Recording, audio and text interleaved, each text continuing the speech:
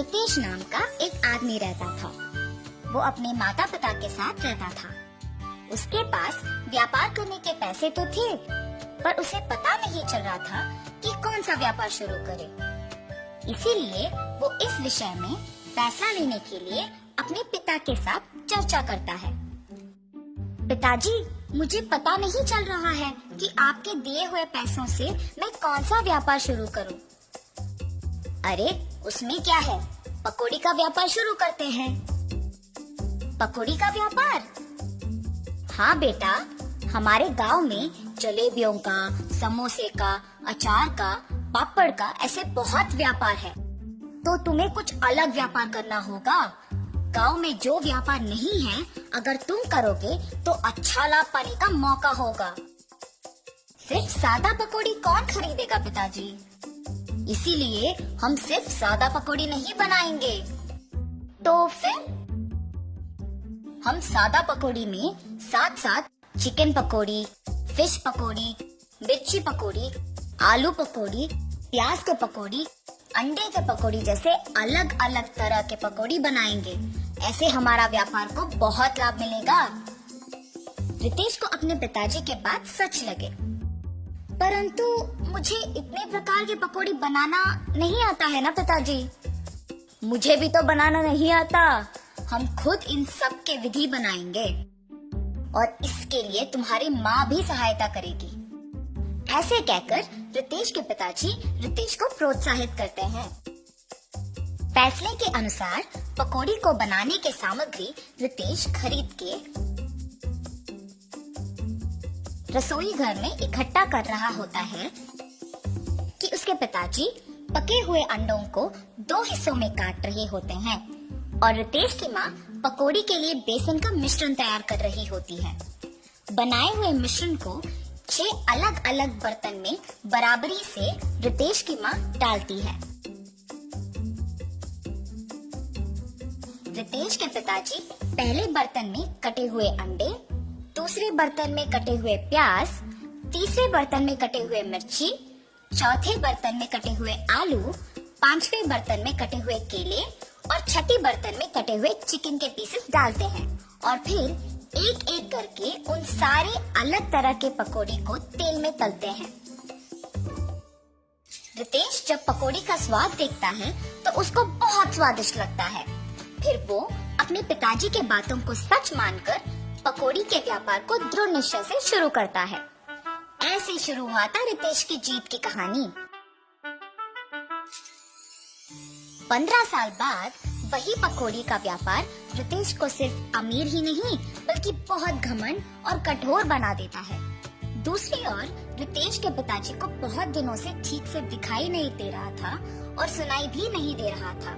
इसीलिए वो रितेश को चिकित्सा करवाने के लिए पूछने की प्रयत्न करते हैं, पर रितेश कभी उनको समय ही नहीं देता था। इसीलिए रितेश के पिताजी खुद अस्पताल जाने का निश्चय करते हैं, पर उनके पास पैसे ना होने के कारण रितेश की दुकान को निकल पड़ते हैं।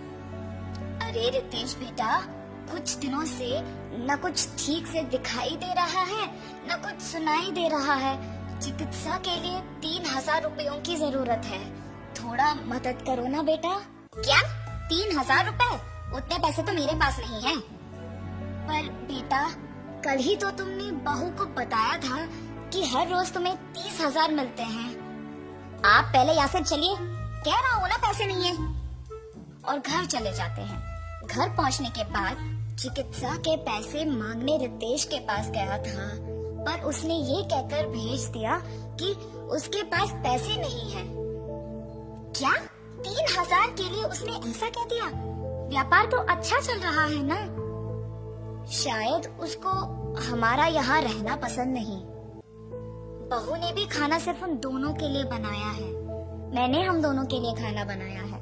तो फिर यही है, हमारा यहाँ रहना वो दोनों चाहते ही नहीं है। चलो इसी रात को यहाँ से निकलते हैं। ऐसे फैसला करके दोनों उसी रात गांव से निकल जाते हैं। माता पिता के लापता होने पर भी रितेश को चिंता नहीं हुई।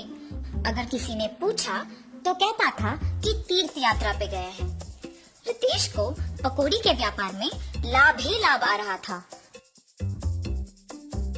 वो उसके दुकान में 10 और सहायक को काम पे लगा के उनको सारे पकौड़ी के विधि सिखा के काम करवाता था।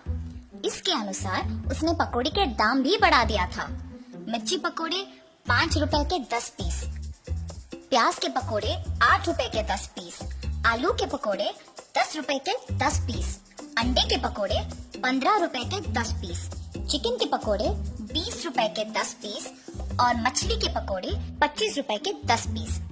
पकौड़ी का स्वादिष्ट होने पर लोग भी बहुत आते थे, जिसकी वजह से रितेश का दुकान हमेशा भीड़ से भरा और व्यस्त रहता था और दुकान का लाभ भी दुगना हो गया था। रितेश ऐसे ही उसकी संपत्ति बढ़ाने में दिन भर व्यस्त रहता था और उसकी पत्नी भी अपनी समय अपनी सहेलियों के साथ बिताने में और पैसे खर्च करने में व्यस्त रहती थी और उनके बच्चों के साथ भी ज्यादा वक्त नहीं बिताती थी। बच्चों के देखभाल के लिए एक ताई को रख के वो चली जाती थी। रितेश व्यापार और संपत्ति के मोह में पड़कर दोस्तों के साथ वक्त गुजारता था और उसकी पत्नी उसकी सहेलियों के साथ वक्त गुजारती थी। इस वजह से उनके बच्चे बहुत लापरवाही से पले पड़े।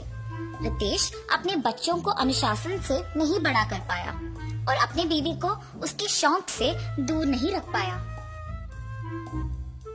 अब रितेश के साथ प्यार से 2 बातें करने के लिए भी कोई नहीं था। उस समय में उसको उसके माता पिता की बहुत याद आती है। मैं कितना मूर्ख हूँ, प्यार से देखभाल करने वाली माँ और जिस व्यापार को इतने जिम्मेदारी से देखभाल कर रहा हूँ, उसका मार्गदर्शन करने वाले पिताजी को मैंने अनादर किया है। न जाने वो कहाँ हैं, क्या कर रहे होंगे। मैं तुरंत उनको ढूंढ के घर वापस लेके आता हूँ। रितेश अपने माता पिता को ढूंढने अपने कार में निकल जाता है। गांव में ढूंढते ढूंढते उसको अपने माता पिता गंदे फटे हुए कपड़ों में नजर आते हैं। ये देख रितेश भाग के उनके पास जाता है और कहता है, आप ऐसे कैसे? ये सब मेरा ही गलती है पिताजी, मुझे माफ कीजिए और कृपया मेरे साथ घर चलिए माँ। रितेश को अपनी गलती का एहसास होता है और वो अपने माता पिता के साथ घर वापस आता है। अपनी पत्नी को बोलता है कि आज से जो भी होगा माँ के अनुसार होगा और व्यापार का सारा संपत्ति अपने पिताजी के हाथ कर देता है। रितेश सिर्फ सहायकों का और पकौड़ी के विधि का देखभाल करता है और उसकी पत्नी बच्चों का देखभाल और पढ़ाई का ध्यान रखती है। सुख संपत्ति और परिवार का प्यार पाके सब सदा खुश रहते हैं।